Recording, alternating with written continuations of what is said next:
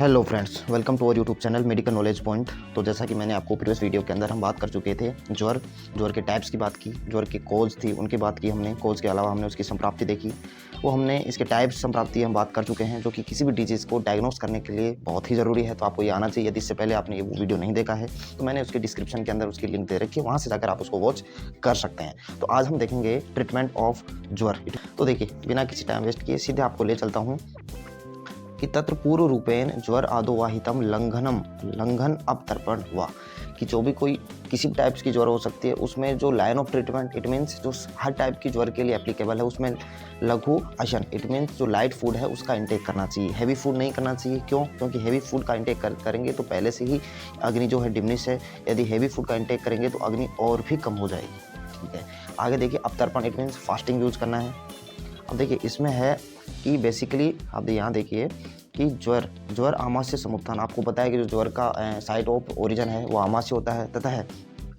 तो ये करने से जो लघु आसन इट मीन्स लघु आसन का यूज़ और अपतर्पण करने से जो आमाशय ज्वर का साइट है ओरिजिन वो पहले से है, तो वहाँ पर जो है इनडाइजेस्टेड फूड मटेरियल जो है आम बना हुआ है, तो आम बना हुआ है वो वहीं से रिमूव हो जाता है। इट मीन्स जैसे ही रिमूव होगा तो अग्नि बढ़ जाएगी। ओके, इसके अलावा और भी कुछ ट्रीटमेंट हैं, जैसे कि कषाय है, कषाय पान जो डिकॉक्शन काढ़ा वगैरह है उनका यूज़ करना है। अभ्यंग स्नेह स्वेद प्रदय है, एप्लीकेशन यूज़ करना है बॉडी के बाहर। ठीक है, परिषेक बात करना है, अनुलेपन कोई भी मेडिकेटेड जो भी दवाएं वगैरह हैं उनका लेपन करना है। वमन विरेचन आस्थापन अनुवासन ये करना है। कर्ण धूप अंजन शीर भोजन मिल्क और इससे बने हुए जो प्रोडक्ट हैं उनका यूज़ करना है ताकि अग्नि प्रदीप हो सके। विधानम च यथाश्वम युक्तम प्रयोज्यम। तो ये हम देखेंगे कि जो जीर्ण टाइप की ज्वर है इट मीन्स क्रोनिक फीवर है, उसके अंदर सर्पी पान स्नेह का कैसे यूज़ किया जाता है और उसके बेनिफिट क्या है। तो देखिए, जीर्ण ज्वरेषु तो सर्वेषु सर्पिसः पानम प्रशस्यते यथासव औषध सिद्धस्य, कि जो जीर्ण ज्वर है उसके अंदर सर्पी पान का यूज में किया जाता है। ओके, अब हम आगे देखेंगे कि जो सर्पी पान क्या करता है। तो सर्पी ही स्नेहावात समनम, जो सर्पी है घी है, घी के अंदर स्नेह गुण की वजह से वात का समन होता है। संस्कारात कफम संस्कार क्या होता है? संस्कारो ही गुण अंतराधानम। तो यदि घी को किसी दूसरे द्रव्य के साथ में संस्कारित किया जाए तो उसकी वजह से वो कफ का समन करता है। इट मीन जो कफज ज्वर है उसका समन करेगा। शैत्यात पीतम उष्णात, जो शैत्य इट मीन शीत गुण की वजह से पित्त का समन करेगा, क्योंकि पित्त का उष्ण गुण होता है। तस्मात् जीर्ण ज्वरेषु सर्वेषु सर्पी हितम उदकमेव अग्नि प्लुटिषु द्रव्येषु इति। देखिए कि ये उसी टाइप से बोल सकते हैं कि जो सर्पी है घृत है वो अग्नि को बढ़ाने का काम करता है। ओके, हाँ, तो ये मैं आपको बता चुका, फिर भी आप एक बार और देख लीजिए। आप यहाँ से नोट कर सकते हैं कि घृतपान इज यूजफुल टू दोष समन, ये हम बात कर चुके हैं टोटल, कि स्निग्ध गुण की वजह से स्निग्ध गुण ऑफ घृत इज यूज टू फॉर वात समन के लिए। घृत प्रोसीड विथ सूटेबल द्रव्य ऑफ कफ समन, इसमें आया है सूटेबल द्रव्य। तो यहाँ से सूटेबल द्रव्य कौन से होना चाहिए? तो यहाँ पर बताया गया है कि सूटेबल जो द्रव्य हैं उसके अंदर वे द्रव्य जो कि कफ का समन करते हैं। तो सर कफ का समन करने के लिए जो तिक्त एंड कटु प्रधान रस जो द्रव्य हैं, यदि उस द्रव्यों को घृत के साथ संस्कार किया जाए तो वो कफ का समन करने का काम करते हैं। आगे देखिए, घृत जो है ghrita does shaman of pitta as well as ushna due to sheeta guna. Just as jala is beneficial for extinguishing agni, ghritapana is also beneficial for the management of jeerna jwara. कि जिस टाइप से अग्नि जो है, कोई घर जल रहा है उसको अग्नि पानी डालते हैं तो अग्नि शांत हो जाती है, तो उसी प्रकार से यदि घृत का यूज किया जाए तो जो ज्वर है वो शांत हो जाती है। ओके,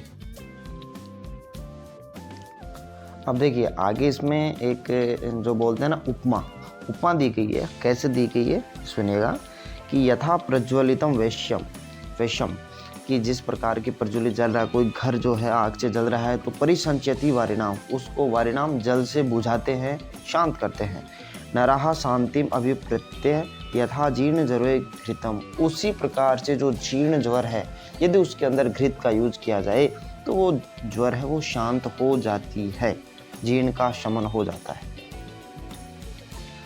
ओके, अब ऐसे ही आगे कोटेशन दे रखा है, तो उसमें क्या है कि देखिए, स्नेहात, स्नेहात इसकी हम बात कर चुके हैं। स्नेहात वातम शमयति, स्नेह की वजह से वात का शमन होता है। शैत्य पीतम निच्यति, शैत्य इट मीन्स शीत गुण, कोल्ड गुण की वजह से एलिवेट्स ऑफ द पित्त दोषाज। घृतम तुल्य गुणम दोषम संस्कारात तु जयेत कफम।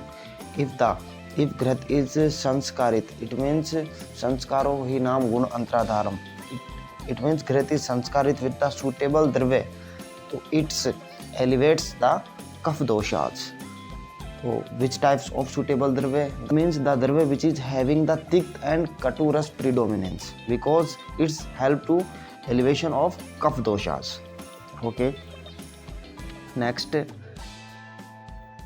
है जो हम बात कर चुके हैं। हाँ, अब इसमें एक कोटेशन के थ्रू बहुत अच्छी बात बताई है कि सुनेगा कि न अन्य है स्नेहा, न अन्य स्नेहा स्नेहस तथा कश्चित संस्कारम अनुवर्तते। न अन्य स्नेहा, ऐसा इसके स्नेह घृत सर्पी के अलावा ऐसा कोई भी द्रव्य नहीं है।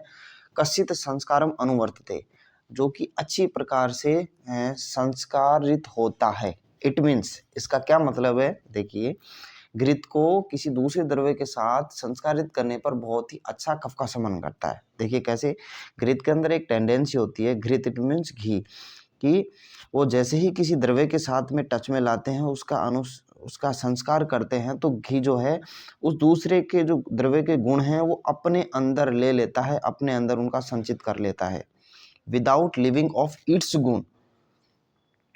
तो इट मीन्स घी जो है दूसरे द्रव्यों के गुणों को अपने अंदर समाहित कर लेता है और इसके कारण वो दोषों का शमन करने के लिए उत्तम माना जाता है। इसके अलावा जो हमने 4 प्रकार के द्रव्य आपको बताई है कि घृत, तेल, वसा, मज्जा, इसमें से ऐसा कोई सा भी द्रव्य नहीं है जो कि अपने जो गुण हैं वो गुण रख के, मेंटेन रख के, सस्टेन रख के दूसरे के द्रव्य के गुणों को भी अपने अंदर समाहित कर ली। इसीलिए घृत को सर्व स्नेह उत्तमम मतः, सभी स्नेहों के अंदर उत्तम माना गया है। यहाँ नीचे का कोटेशन भी यही है कि यथा सर्पी रहता है कश्चित सर्पी ही सर्व स्नेह उत्तमम मतम, सभी स्नेह के अंदर इसको उत्तम माना गया है। यहाँ से आप रीड भी कर सकते हो जो मैंने आपको बताया इसका ट्रांसलेट। ओके, तो ये कंप्लीट वीडियो था, इसकी हमने बात की। टोटल जो वीडियो है उसके अंदर हमने देखा कि ट्रीटमेंट ऑफ ज्वर देखी हमने, अलग अलग टाइप के वेरिएशन से देखी। इसके अलावा इसका जो विशिष्ट जो ट्रीटमेंट है अकॉर्डिंग टू अलग अलग दोषाज, धातु, एक दोषज, द्विदोषज, इसके अलावा हमने पढ़ा था विषम ज्वर, तो वो आपके चिकित्सा स्थान के अंदर आते हैं, तो वहाँ पर भी हम इसको रीड करेंगे। लेकिन वहाँ पर रीड करने से पहले आपको ये आना चाहिए। इससे पहले भी आपको यदि इसके टाइप्स वगैरह हैं कि कितने टाइप्स की ज्वर होती है, इनके निदान और संप्राप्ति भी आने कंपलसरी। यदि आपने ये नहीं आते हैं तो वीडियो के अंदर मैंने इसकी लिंक दे रखी है, तो वहाँ से जाकर आप इसको वॉच कर सकते हैं। चैनल को लाइक, शेयर और सब्सक्राइब जरूर करें। इसके अलावा यदि आपकी कोई क्वेश्चन, कोई क्वेरी रह जाती है तो आप कमेंट बॉक्स के अंदर पूछ सकते हैं, आपको एज सुन एज पॉसिबल हो सके रिप्लाई दिया जाएगा। ओके, मिलते हैं नेक्स्ट वीडियो में नई अपडेट के साथ, तब तक के लिए जय हिंद।